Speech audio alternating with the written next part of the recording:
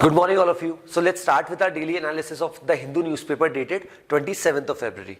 So on the first page, this is important news which we are going to discuss about Adani Enterprises. So what the title of the news says, adding Adani firms in 14 NSE indices raises worry.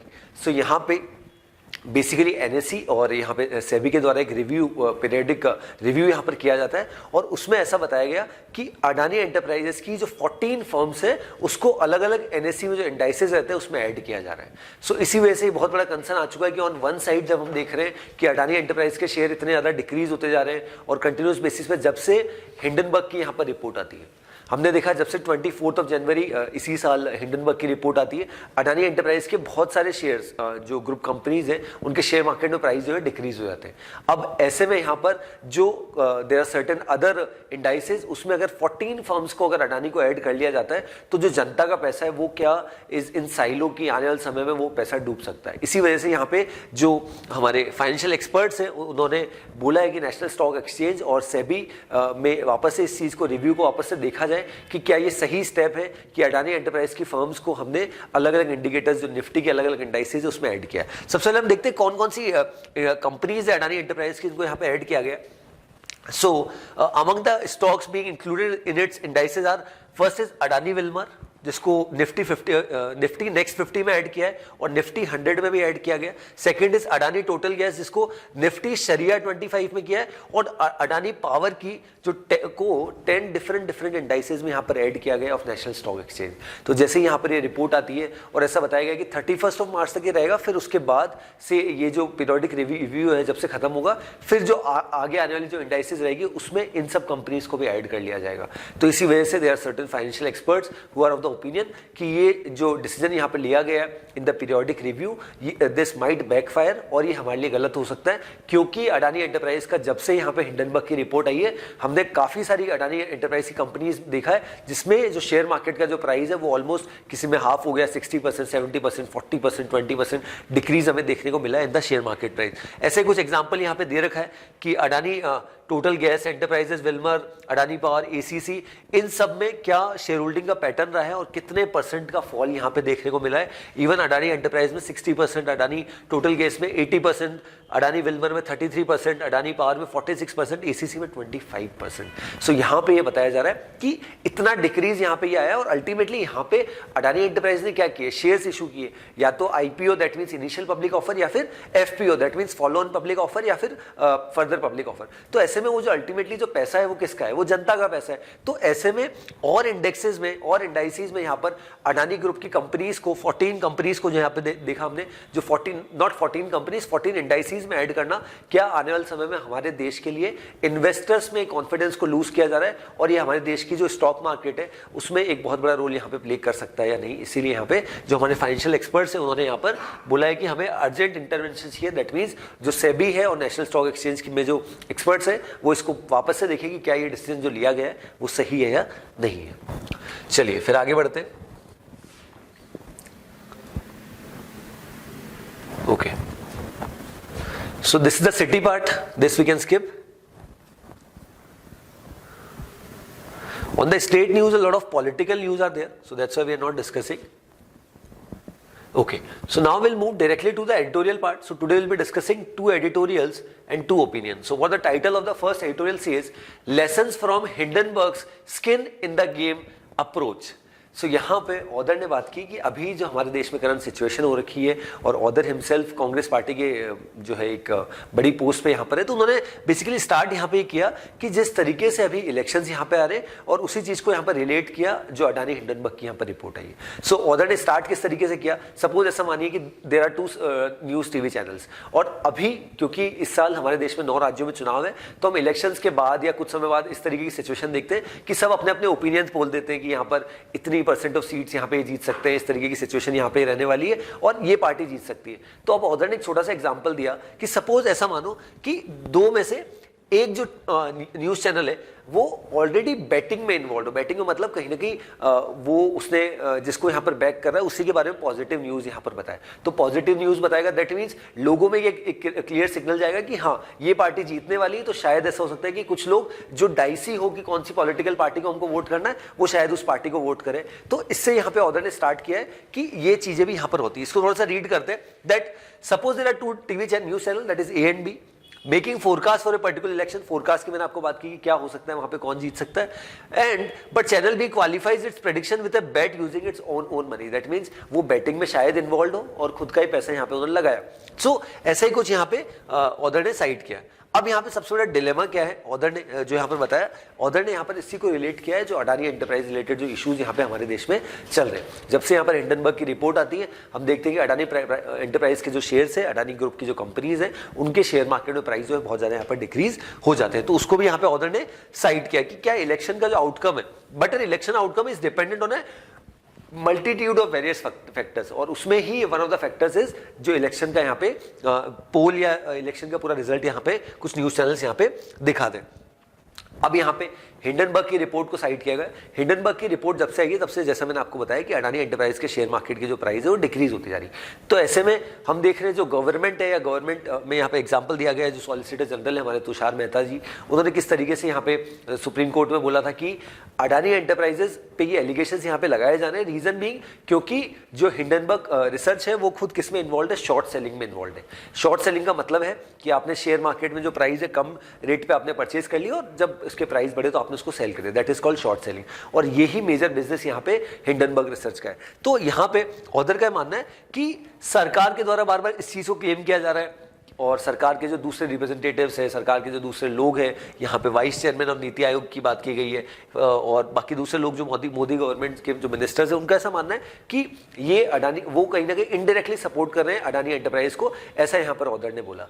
But यहाँ पे एक और सबसे बड़ा यहाँ पर irony यहाँ पर ऑर्डर ने बताई कि हाँ this is not the first time कि ऐसा कुछ हुआ है हमारे देश में कि अडानी एंटरप्राइज से रिलेटेड या किसी कंपनी के ऊपर ऐसे एलिगेशन लगे। बट अडानी एंटरप्राइज की बात करते हैं, लगभग अभी तक ऐसा देखा जाए तो देयर आर 8 कंपनीज, अलग अलग कंपनीज जिन्होंने ऐसे एलिगेशन लगाए कि अडानी एंटरप्राइज स्टॉक मैनिपुलेशन में यहाँ पर इन्वॉल्व रहता है। स्टॉक मैनिपुलेशन का मतलब होता है कि शेयर मार्केट में जो अपने प्राइस है, क्योंकि उनकी खुद की होल्डिंग रहती है काफी सारी, तो उसको यहाँ पर इन्फ्लेट यहाँ पे किया जाता है। तो ऐसा यहाँ पे बताया गया। देन यहाँ पे जैसा मैंने आपको बताया, देयर एटलीस्ट 8 न्यूज और रिसर्च रिपोर्ट जो यहाँ पे बताई गई है ऑर्डर ने, जिसमें यहाँ पे बड़ी बड़ी companies like Bloomberg is there, the Guardian, Morgan Stanley, सभी का यहाँ पे नाम दिया है कि अडानी एंटरप्राइज के ऊपर इन सब कंपनीज ने भी पिछले कुछ समय में यहाँ पे एलिगेशन लगाए। बट हालांकि जैसा बताया गया अगस्त 2022 में भी एक और यूएस की फर्म है दैट इज क्रेडिट साइट्स, उन्होंने भी यहाँ पर एलिगेशन लगाए थे अगेंस्ट अडानी एंटरप्राइजेस, बट उस समय भी यहाँ पे कुछ हुआ नहीं। देन उसके बाद यहाँ पे ऑर्डर का क्या मानना है कि बेसिकली अगर हम आज की सिचुएशन देखें तो शेयर मार्केट में प्राइस हो सकता है कि हिंडनबर्ग रिसर्च ने ये शॉर्ट सेलिंग की नहीं की उसके बारे में हमें क्लैरिटी नहीं है। बट अभी अगर क्लियरली अभी सिचुएशन देखें तो गवर्नमेंट के द्वारा अल्टीमेटली अडानी एंटरप्राइज को बचाया जा रहा है, ऐसा यहाँ पर ऑर्डर का मानना है। देन इलीगलिटी वर्सेज इमोरलिटी, अब यहाँ पे बात की गई क्या चीज इलीगल है, तो इसको थोड़ा सा इसको समझते हैं ending, then that will give us more clarity. That Hindenburg alleges that the Adani group inflated stock price, इसका एलिगेशन जब से यहाँ पे ये पूरा कंट्रोवर्सी स्टार्ट हुई तब से आ रहा है कि अडानी एंटरप्राइज ने क्या किया, अपने जो शेयर मार्केट में जो प्राइस है उसको बढ़ाया है, इन्फ्लेट किया। Then Adani backer alleges that Hindenburg deflated its stock price immorally to gain. That means जो क्रिटिक्स है हिंडनबर्ग रिसर्च के, उनका ऐसा मानना है कि उन्होंने जानबूझ के डिफ्लेट किया। हो सकता है कि उन्होंने जब 3500 4000 के जब शेयर मार्केट में प्राइस चल रहा था हिंडनबर्ग का, तो तब उसको सेल कर दिया और अभी वापस से परचेज कर लिया, ऐसा भी हो सकता है। तो अलग अलग लोगों का अलग अलग यहाँ पे कहना है। So this was neither illegal nor unethical if any such a skin in the game approach where journalists, scientists, commentators are held accountable for their words and action can help reduce the menace of fake news, hit jobs and tyranny of experts and instead enhance trust in society and reduce discord. So यहाँ पे इस चीज से conclude किया है कि basically यहाँ पर जो सिचुएशन हो रखी है अडानी एंटरप्राइजेस और हिंडनबर्ग रिसर्च में, इसमें अभी तक कोई क्लैरिटी नहीं है कि because these are mere allegations, but allegations के बेसिस पे स्टॉक मार्केट का जो प्राइस है वो इतना डिक्रीज हो गया। और उसके बाद हमने देखा जिस तरीके से अडानी ग्रुप ने यूएस बेस्ड यहाँ पे लॉ फर्म्स हायर करी और कुछ जो लोन्स थे उनको यहाँ पे प्री पेमेंट कर दिया। सो दिस क्लियरली शोज कि दोनों के बीच में इस तरीके से टसल यहाँ पे चल रहा है। बट जो हमने फर्स्ट पेज पे भी यहाँ पे न्यूज डिस्कस करी थी कि वो भी एक अलार्मिंग अलार्मिंग सिचुएशन है किस तरीके से अडानी ग्रुप की अलग अलग कंपनीज को और इंडाइसेस में यहाँ पे ऐड किया जा रहा है. So this was about this whole editorial. चलिए देन फर्स्ट ओपिनियन पे आते हैं. दो दिस इज पॉलिटिकल बट थोड़ा सा इसको डिस्कस करते हैं बिकॉज इसके बारे में काफी न्यूज में था. That is settling scores, Khera arrest show how partisan police action is a serious threat to liberty. So recently यहां पर क्या हुआ कि जो कांग्रेस के जो ऑफिशियल स्पोक्स पर्सन है that is mister Pawan Khera ji, उनको यहाँ पर जो असम पुलिस के जो लोग हैं उन्होंने, असम पुलिस है, उन्होंने यहाँ पर अरेस्ट कर दिया. जैसे यहाँ पर उनका अरेस्ट हुआ वो यहाँ पे छत्तीसगढ़ जाने वाले थे, रायपुर में जहाँ पे कांग्रेस की बहुत बड़ी यहाँ पर सभा होने वाली थी, पूरी मीटिंग होने वाली थी, तो उसमें बड़े बड़े लीडर्स यहाँ पे पहुँचने वाले थे. तो यहाँ पर उनके ऊपर एलिगेशन ये था पवन खेड़ा जी के ऊपर कि उन्होंने जब ऑनरेबल प्राइम मिनिस्टर का जब नाम लिया तो उनके जो फादर का जो नाम है उसमें यहाँ पर गौतम दास अडानी बोलते हैं. दैट मीन्स नरेंद्र दामोदर दास मोदी जी उनको बोलना चाहिए था, बट उन्होंने यहाँ पर नरेंद्र और यहाँ पे गौतम दास मोदी यहाँ पर बोल दिया. तो जैसे यहाँ पर ये हुआ उसके बाद काफ़ी उनके खिलाफ प्रोटेस्ट हुआ. हालांकि उनके लिए उसके लिए उन्होंने माफ़ी भी मांग ली, बट अल्टीमेटली यहाँ पर हुआ क्या कि उनको अरेस्ट कर लिया गया. हालांकि फिर उनको इंटरिम बेल यहाँ पर दे दी गई. बट ऑर्डर का यहाँ पर ये मानना है कि जिस तरीके से यहाँ पर कुछ स्टेट पुलिस जहाँ पे which is specially being controlled by BJP, उनके द्वारा जिस तरीके से आप सोचिए कि रायपुर में ये पूरा इंसिडेंट हो रहा है और आसाम की पुलिस आती है और उनको पकड़ लेती है बिकॉज पिटिशंस अगेंस्ट पवन खेड़ा जी यहाँ पर फाइल होती है. तो उसके बाद बहुत कंट्रोवर्सी होती है. तो ऑर्डर का ये मानना है कि क्या आपके पास अगर पावर है तो उसका आप इस तरीके से यूज यहाँ पर कर सकते हैं कि इवन दो किसी ने अगर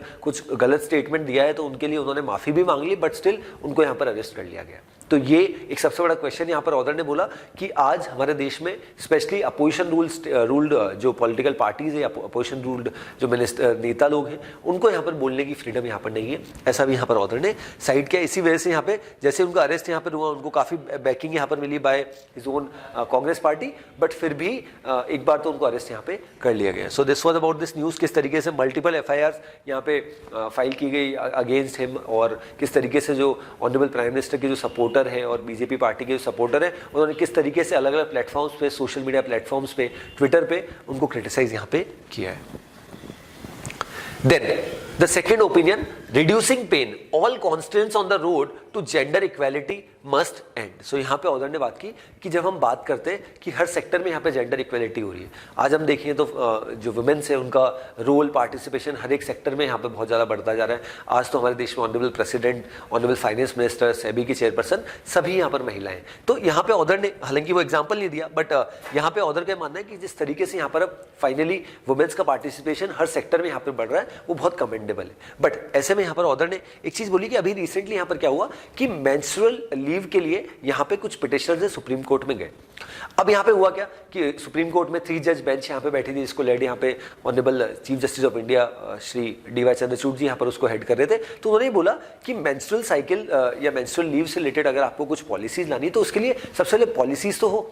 और हमारे देश में मैटरनिटी बेनिफिट्स एक्ट 1961 है, उसके अंतर्गत जो सेक्शन 14 होता है जिसमें एक प्रेसाइडिंग ऑफिसर को यहाँ पर अपॉइंट किया जा सकता है, तो वो पूरा उसको ओवरलुक करता है हर डिस्ट्रिक्ट में. तो सबसे पहले आप पॉलिसीज बनाइए. और पॉलिसीज कौन बनाएगा इसमें? Union ministry of women and child development. तो आप उनके पास जाइए, जब एक बार वो पॉलिसी बना दे तो फिर उसके बाद हम यहाँ पे कुछ करेंगे अगर उस पॉलिसी का इंप्लीमेंटेशन अच्छे से नहीं हो पा रहा.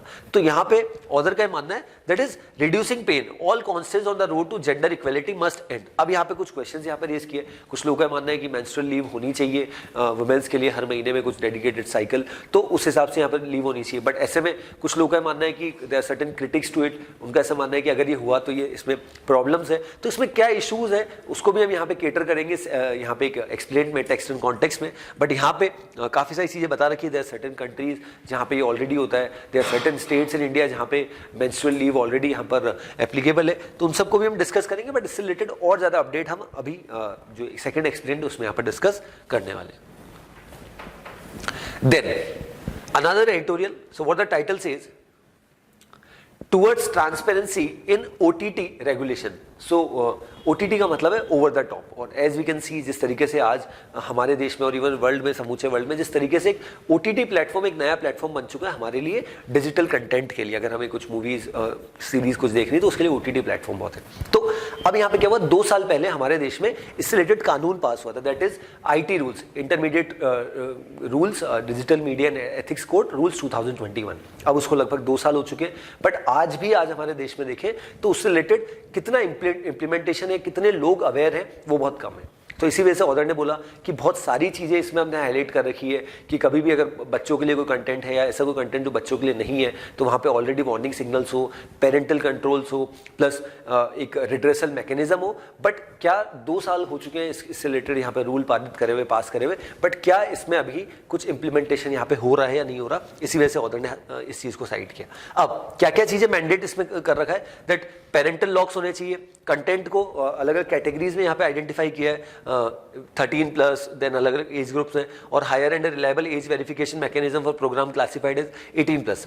बट जब यहाँ पे ऑर्डर ने कुछ सर्वे यहाँ पे साइट किए कि जब हमने कुछ सर्वे किए रिगार्डिंग ओटीटी प्लेटफॉर्म्स और कितने लोग यहाँ पे अवेयर है, तो पता चला कि there are very few people जिनको पता है कि ओटीटी प्लेटफॉर्म को किस तरीके से रेगुलेट किया जाता है। और इवन सबसे बड़ी प्रॉब्लम ये कि जब किसी कोई प्लेटफॉर्म पे अगर हम जाते हैं और जब अगर कोई मूवी भी देख रहे हैं तो ऐसे कोई वार्निंग्स भी आती है तो वो इतनी जल्दी यहाँ पर फ्लैश हो जाती है कि हम पढ़ भी नहीं पाते उनको। तो ऐसे में यहाँ पर ऑर्डर का मानना है कि अगर आपने 2 साल हो चुके हैं और आपने प्रॉपर्ली एक मैकेनिज्म बना रखा है जिसके तहत पूरा इसको रेगुलेट किया जाएगा, पूरा जो इवन जो कंटेंट है उसको देखा जाए, क्योंकि ओटीटी प्लेटफॉर्म्स पे सबसे बड़ा इशू आता है ऑब्ससीनिटी का।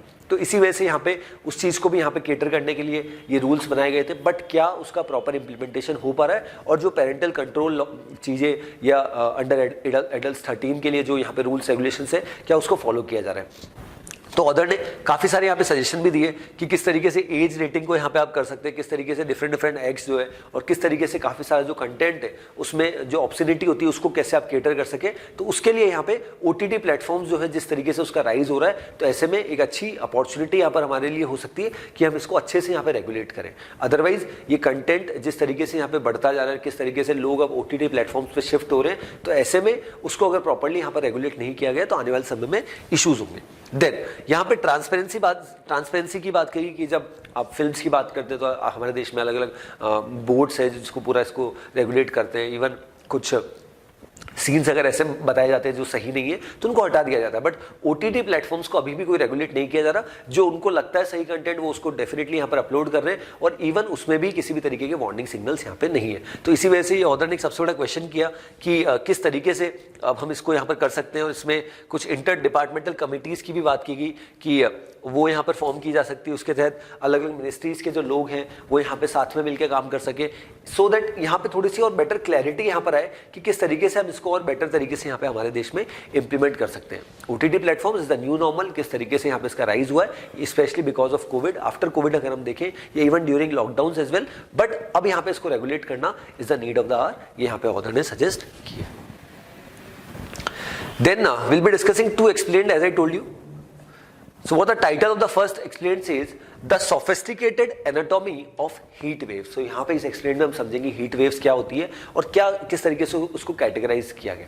देखिए आज हमारे देश में सबसे बड़ा अगर करंट सिचुएशन में अगर हम देखते हैं तो जिस तरीके से स्पेशली नॉर्दर्न इंडिया में, सेंट्रल इंडिया में, वेस्टर्न इंडिया में हम ये देखते थे कि जो फरवरी का महीना, अभी हम फरवरी में एंड ऑफ द मंथ, तो ऐसे में हम हमेशा देखते थे कि हल्का सा ठंड यहाँ पे रहता था और एक ग्रेजुअल शिफ्ट होता था from winter to summer.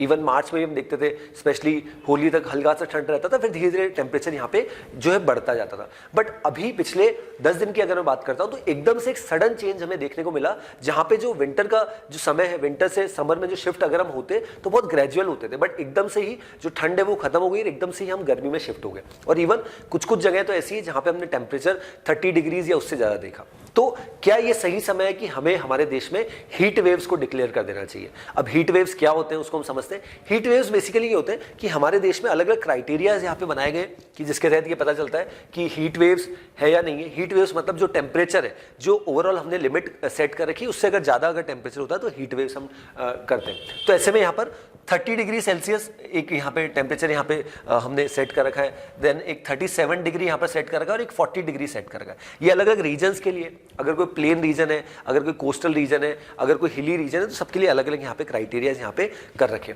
But अभी यहाँ पर क्या हुआ है कि इवन फरवरी मंथ में ही ऐसा टेम्परेचर आ चुका है जिसको हम कह सकते हैं हीट वेव्स की कैटेगरी में। बट हीट वेव्स के लिए हमने ऑलरेडी कुछ मंथ्स यहाँ पे डेजिग्नेट कर रखे हैं कि अप्रैल टू मई जो महीने रहते हैं हर साल के, तो उसमें हम हीट वेव्स यहाँ पे डिक्लेयर कर सकते हैं। बट अभी टेम्परेचर तो इतना है, बट आप हीट वेव्स यहाँ पे डिक्लेयर नहीं कर पा रहे।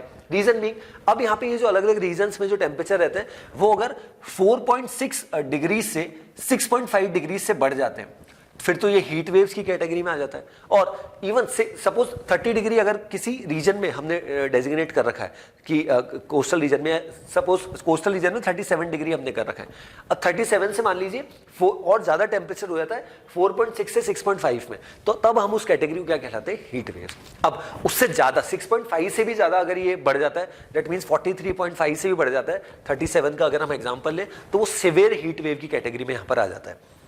अब हीट वेव्स अगर आता है तो लगभग 4 से 10 दिन का समय रहता है। पिछले साल भी हमने देखा था लगभग 4 से 5 बार हमारे देश में हीट वेव्स आया था, स्पेशली मार्च और अप्रैल के महीने में। सो ऐसे में यहाँ पर ऑथर ने स्टार्ट किससे किया, इस पर्टिकुलर एक्सपेरिमेंट को हम समझते हैं कि बेसिकली अभी एक IMD की एक रिपोर्ट आई है जिन्होंने वार्निंग दी है कि मैक्सिमम टेम्परेचर नॉर्थ वेस्ट में, वेस्ट में, सेंट्रल इंडिया में 3 से 5 डिग्री हायर होगा, जो लॉन्ग टर्म की अगर बात करें।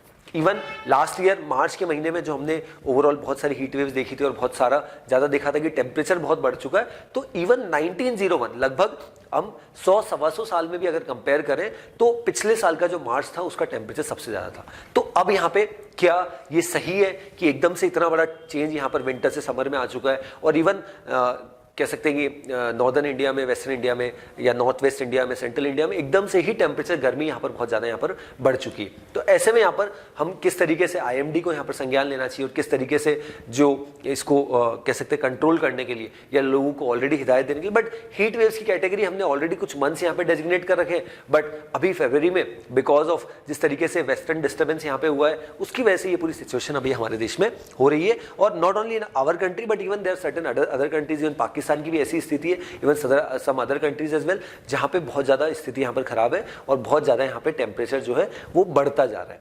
तो क्या ये सही समय है हीट वेव डिक्लेयर करने का, ये भी अब बताया। हाउ डू हीट वेव्स अकर, वो मैंने आपको ऑलरेडी बताया। देन किस तरीके से हीट वेव्स यहाँ पर होती है और हीट वेव्स की वजह से यहाँ पे क्या हमें प्रिकॉशंस लेने चाहिए, किस तरीके से अगर बहुत ज़रूरी हो तभी हमें बाहर निकलना चाहिए, और इवन कह सकते हैं लिक्विड जो है पानी वो हमें प्रॉपर मात्रा में यहाँ पर पीना चाहिए। तो ये सब IMD इंडिया मेट्रोलॉजिकल डिपार्टमेंट और उनके जो दूसरे लोग हैं उनके द्वारा ये कंसर्न्स एडवाइजरीज यहाँ पर जारी की जाती है और उसी के बाद ये बताया जाता है। बट जो टेम्परेचर है वो मैंने ऑलरेडी आपको बताया 4.5 से 6.4 डिग्री सेल्सियस अगर बढ़ जाता है तो उसकी वजह से हम इन कैटेगरीज में यहाँ पे डाल पाते हैं। देन सेकंड एक्सप्लेन देखते हैं, are menstrual leave policies implemented globally. So अभी यहां पर क्या हुआ, रिसेंटली कुछ पिटिशनर्स यहां पे पहुंच गए, कहां पे, सुप्रीम कोर्ट में। 3 जज बेंच थी, उन्होंने बोला, उन पिटिशनर्स का ऐसा मानना था कि हमारे देश में भी जो वुमेन्स हैं उनको मेंस्ट्रुअल साइकिल के लिए जो लीव है वो यहां पे ग्रांट की जाए। ऐसा क्यों किया जाए, बिकॉज हमारे देश में बिहार और केरला ऐसे राज्य है जहां ऑलरेडी ये किया जाता है, और इवन जो वेस्टर्न कंट्रीज है, काफी सारी कंट्रीज को यहाँ पे साइट किया गया, इंडोनेशिया, साउथ कोरिया, जापान, काफी सारी, स्पेन, ऑलरेडी इन कंट्रीज में मेंस्ट्रुअल लीव ऑलरेडी दी जाती है। तो ऐसे में हमारे देश में भी इसको इंप्लीमेंट किया जाना चाहिए। तो फिर हुआ क्या इससे रिलेटेड, यहाँ पे जैसे ही ये जो पिटिशनर है they went to Supreme Court, तो हमारे honourable chief justice of India DY Chandrachud ji, उनका ऐसा मानना है कि ये सही स्टेप नहीं है। रीजन नहीं, हम इसकी अथॉरिटी में नहीं आते। अगर आपको रूल्स, रेगुलेशंस, पॉलिसीज बनानी तो इसके लिए ऑलरेडी एक्ट है, मैटरनिटी बेनिफिट्स एक्ट 1961, और इसमें सबसे पहले जो अथॉरिटी, आप अगर पिटिशनर हैं तो आप जाइए किसके पास, हमारी जो union ministry of women and child development, वो इस पे यहाँ पे क्या करेगी, रूल्स, रेगुलेशंस, पॉलिसीज यहाँ पे फ्रेम करेगी। तो यहाँ पे जैसे उन्होंने इसको मना कर दिया, तो there are certain persons who are oppose to this, कि अगर मेंस्ट्रुअल लीव अगर हमने स्टार्ट करी तो इससे क्या रिपरकशन इंपैक्ट हो सकता है। तो काफी सारे लोगों का ऐसा मानना है कि जो वुमेन्स है जो ऑलरेडी जॉब्स में, तो ऐसा हो सकता है कि जो एम्प्लॉयर है जो जॉब पे उनको रख रहे हैं, वो शायद ये सोचे कि यार इनको हर महीने मेंस्ट्रुअल लीव हमको देनी पड़ेगी, तो ऐसा क्या एक पॉसिबिलिटी है कि इनकी वजह से उनकी जो जॉब से वो जा सकती है। तो ये अपने आप में एक सबसे बड़ा क्वेश्चन है। इसी वजह से ऑथर ने बोला कि मेंस्ट्रुअल लीव क्या होती है उसके बारे में बताया, और आर्ग्यूमेंट्स अगेंस्ट इट, क्योंकि एम्प्लॉयर माइट हेजिटेट कि इससे अच्छा तो मेल को हम ज्यादा हायर कर ले, रीजन बीइंग कि हर महीने इस तरीके की छुट्टी हमें देनी पड़ेगी। But what are some of the global menstrual leave policies, उसके बारे में बता रखा, there certain countries in Asia as well, जैसे जापान के बारे में मैंने बताया, Zambia is there, Philippines is there, जहां पे ऑलरेडी मेंस्ट्रुअल साइकिल के लिए ऑलरेडी जो लीव है वो दी जाती है यहाँ पे फीमेल्स को। Are attempts being made in India, yes बिल्कुल, हमारे देश में भी बिहार और केरला ऐसे स्टेट्स हैं जहां ऑलरेडी मेंस्ट्रुअल लीव यहाँ पे फीमेल्स को दी जाती है। So this was about this news, इसके बारे में हमने पहले भी डिस्कस किया है और क्या ये बेसिकली पूरा इशू यहाँ पर हुआ है। चलिए नेक्स्ट पे आते हैं।